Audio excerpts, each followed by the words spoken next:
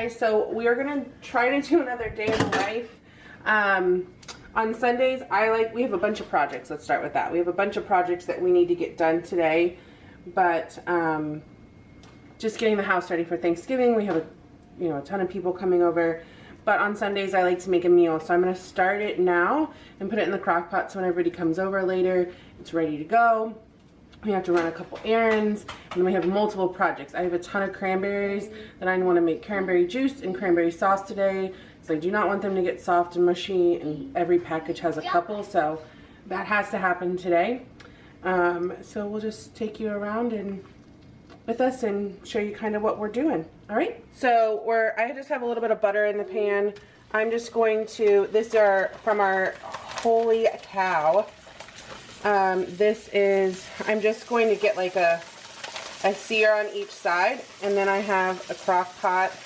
I'm going to make like a mushroom and onions, like Swiss steak type of thing.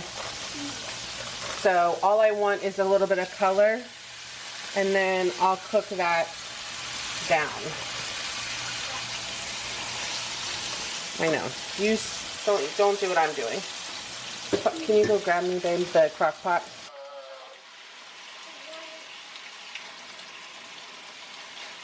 Okay, I'm just going to get a little bit of color on this.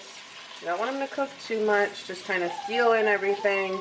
We'll have seasoning. I did not season these, which I know, cardinal rule, but I know I have, I know I'm going to put a lot of stuff in there, so just want a little bit, like just a little crispy color on them, because these are thin. So I don't want them to cook too much because they're going to cook in the crock pot.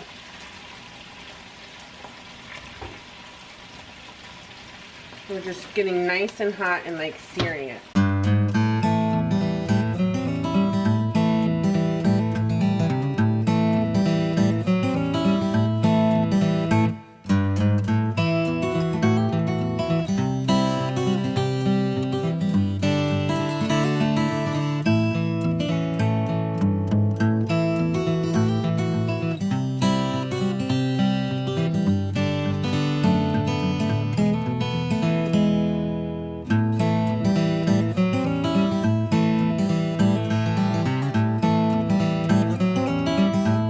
Put some Worcestershire sauce. We're gonna put some mushrooms. I have to get some onion. I know Swiss steak has other things, but we like it more savory. So I have to get fresh garlic. So I'll put some garlic powder. I'm gonna put some Worcestershire sauce in there. And then I don't usually put onion. I will put pepper, but I will not put onion because I will beef it up with some of this beef bouillon, and that has probably do 2 tablespoons of this, kind of because I want to make it its own gravy, and that will have salt itself. I don't need to add any salt to that.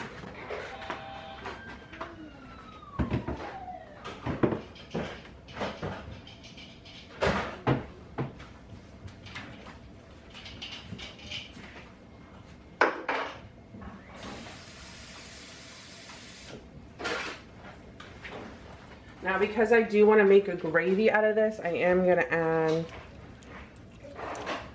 like 2 cups of water.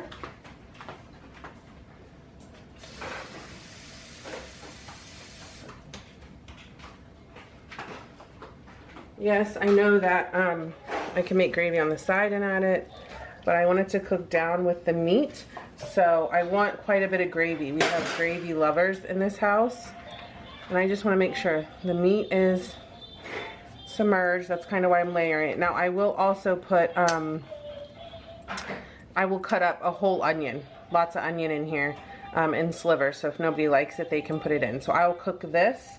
And then I'll just add water. If it looks like, you know, your meat will break down into some more water. But we like lots of gravy. Again, because I'm making homemade mashed potatoes. So I will cut up a whole onion and put in that. But that is part of our list to go to the store. So, and also potatoes. Now this is we just defrosted some of our, and I'm gonna use the same pan that the butter's in. This is, gonna let this get to temperature. This is our sausage from the the pork sausage.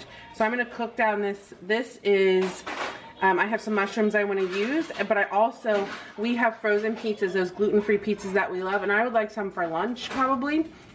So I want to put some sausage on the pizza this time instead of always doing pepperoni. So I will not use all of this pork sausage, but I'm going to cook some of this. And Sarah from A Tribe of Many does stuffed mushrooms and does this and like cream cheese, which is really, really good. And then I like to add like some other melty cheeses like Parmesan or something to give it a little bit of a bite. So I'm going to cook this up really quick. I'll get the mushroom stuff and ready to go. So tonight is like an appetizer when everybody comes over for Sunday dinner. Then we'll have some stuffed mushrooms, and then the Swiss steak will be ready. And I will warm those mushrooms. Now, if you're not a mushroom fan, because mushrooms are one of those things that you love it or you leave it. I don't have any right now, but those little, I might get some just to make some for my brother-in-law. He will eat mushrooms in something, but he does not like just regular like stuffed mushrooms. So I will take the little snacking peppers that are about this big, multicolored peppers, and cut them in half, take the seeds out, and you can stuff those with these. It adds a little bit of color to your plate, intermingle them with the mushrooms. And then the people that don't eat mushrooms, they can still have like the stuffed pepper type of feel. So that's an easy way to like add some color to your plate during the holidays. If you're doing like different appetizers, which we will, and I'll show you some of the fun ones we do because I am doing Thanksgiving. So yeah, we will definitely do that with the different colored peppers, because you know, people like varieties. You know, they don't, I could eat stuffed mushrooms every day. So I'm just gonna cook this up. So now all we're gonna do is melt our cream cheese. I pulled some of the meat out for on top of our pizzas later for lunch. And then this just has to, I did not cool this down or put it out or anything. So I'm just gonna chop it into some chunks and let this melt. And like I said, I will throw in any kind of cheese. Maybe not blue cheese, but I'm just gonna do this so more of the surface area touches the.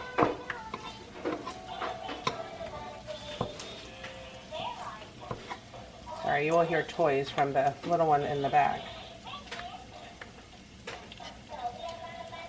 He knows he can't come in the kitchen, but will be as close to the kitchen as possible. So we will just melt this in and get it all creamed together. I'm going to show you what it looks like. Okay guys, so I put a little bit of parsley. I put some parsley in there, and I have this little bit of just a perfect amount of Parmesan cheese that from like a salad kit. We must have used like blue cheese. I'm just going to turn this off because you just have to keep it on enough to get it hot. And I'm just going to melt this around. Now I think this part is a personal taste. So I'm not going to salt and pepper this because my meat is seasoned and you can see all my cheese melting. So if you want it a little bit more, if you want it a little creamier, then you can definitely add more of the cream mixture to it, the cream cheese. If you like it a little more meatier, you can add like I have it. You can do it either way.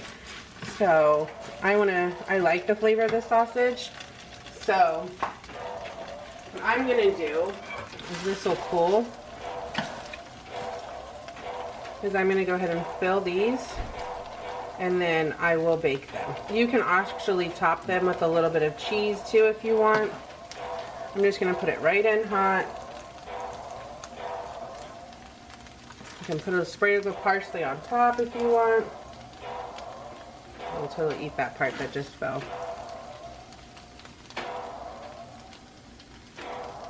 Makes quite a bit. So if you are a smaller group, now cream cheese I don't think freezes the best. It's again a personal choice.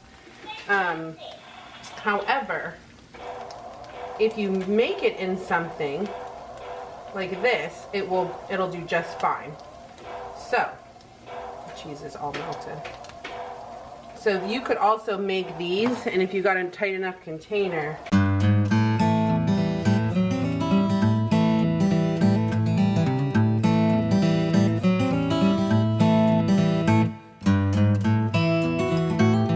So I got a couple of peppers that I just cut open. This is when I want these peppers a little bit bigger, but it's okay.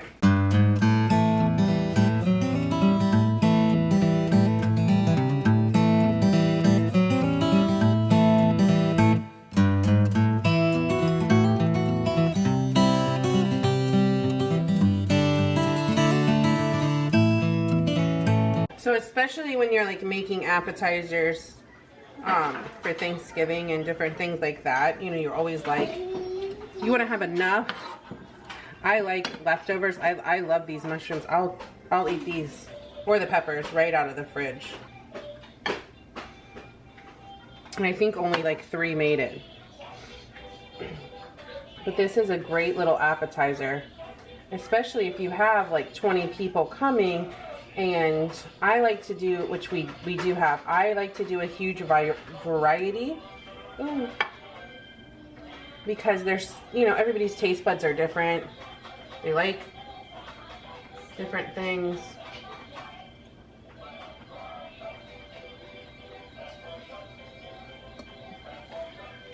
I'm going to do half a pepper more.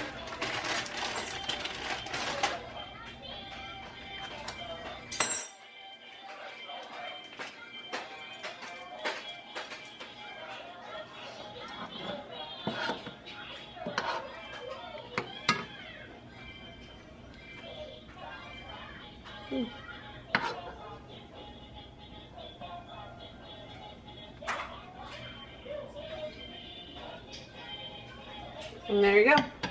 So we'll bake these later. So they're technically fully cooked, but because I want to cook the mushrooms, and I might fill these up a little bit more, because it's fully cooked, you know, you're fine.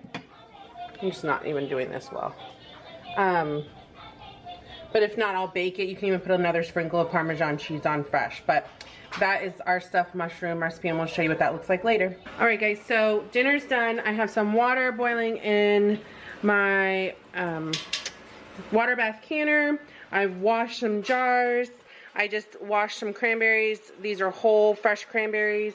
They're in there, and all I have to do, so you sterilize your jars with hot water, and then I'm going to I have a messy dishes. I just have a hot water heater that I can heat the water in, and all I have to do is take that and fill the jars when it boils. And then I will put my rings and lids that I have sterilized and cleaned, and now I'm touching, but my hands are clean. But I'll put my jar lids on top after I put the hot water and make these rings fingertip tight, and then I will can this cranberry juice. Now, I don't put sugar in mine because I also give some of this to my mom, my sister. They like Splenda. Some people, like my mother-in-law, like sugar, unless she's giving it to my father-in-law, and then he likes, or no, my mom likes stevia, my sister, and then my father-in-law likes Splenda. So it's just, you know, everybody drinks something different. But this is great because then after I use the juice, I turn it around, and if I make something like a smoothie or something like that, I'll throw the softened cranberries in that and get the full power of the antioxidant. So I never waste the cranberry. So I can my cranberry juice whole. Say that 5 times fast. So I'll show you how that is. It's really fast. The longer part's gonna take while I make the cranberry sauce, the jellied cranberry sauce for Thanksgiving, and I'll make extra ones. I think I have like 1 or 2 that I've hidden just in case I couldn't get to it for this year. But now that I have it, I'm sure they'll be finding that. But yeah, so we'll do this first just so I can get some of the jars off my counter that I've washed, get some of the cranberries off my counter, because I'm trying to I have all these cranberries, and then I have cranberries in this pot over here that's 8 cups of cranberries, 9 cups of cranberries, 9 cups of cranberries. So I think that's 2 batches of the cranberry sauce. And then I still have these. So I'll probably do 2 batches, and these are washed. So I'll probably do 2 batches of cranberry juice in the quarts, and then I'll probably do maybe another, I'll probably do triple batch. I'll probably do another 4.5 cups of cranberries in the pot and make like a triple batch of cranberry sauce. So that is what we're doing.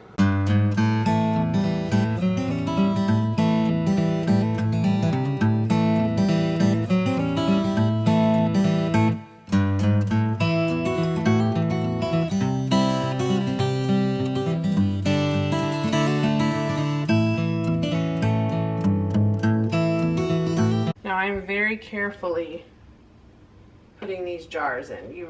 I really should be using a